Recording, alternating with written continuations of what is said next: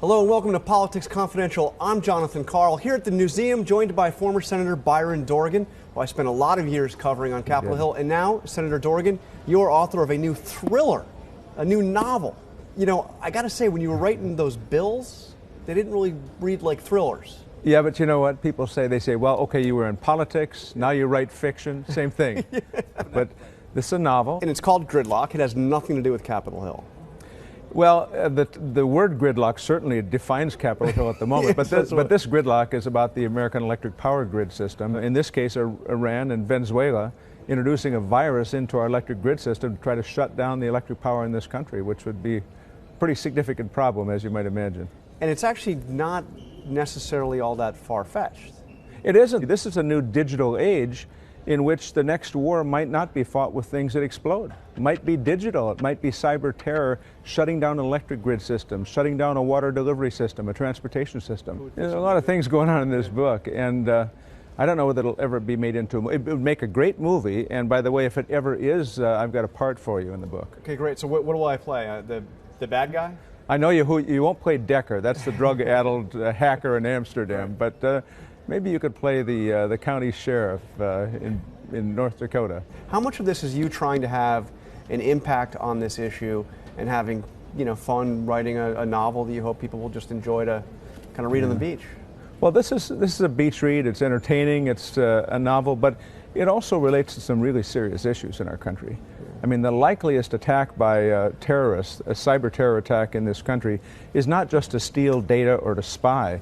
It's to shut down the delivery systems of things that are essential to our lives. An attack that really took out most of the U.S. power grid could do more damage, real damage, to the United States than, a few bombs going off. Oh, absolutely. No. If some morning we woke up and our electric power grid system was turned off and we didn't have electrical capability, terrorists had through cyber terror interrupted power in this country, and it lasted for any length of time, it'd be devastating. People would die. Our economy would be, would be wrecked. You spent 30 years in Congress. I did.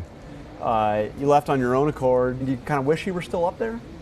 You know what? I spent 30 years, the last 18 years in the U.S. Senate, greatest privilege of my life. But I really, at some point, wanted to do other things in my life. There's a constriction when you serve in public service for that long. I mean, there are certain things you can and can't do, and I wanted to do other things. Now I have the time to do them. And do you miss that place at all? You know what I miss? I miss going to a vote on the floor of the Senate and talking to all my friends and buddies and swapping tales. But the fact is, the Senate is not the place that I joined many years ago. And if you're in the Senate, you're in Congress, and you get nourishment from accomplishment, you're starving. I mean, there's nothing happening there that is accomplishing things that are necessary and important for the American people at the present time.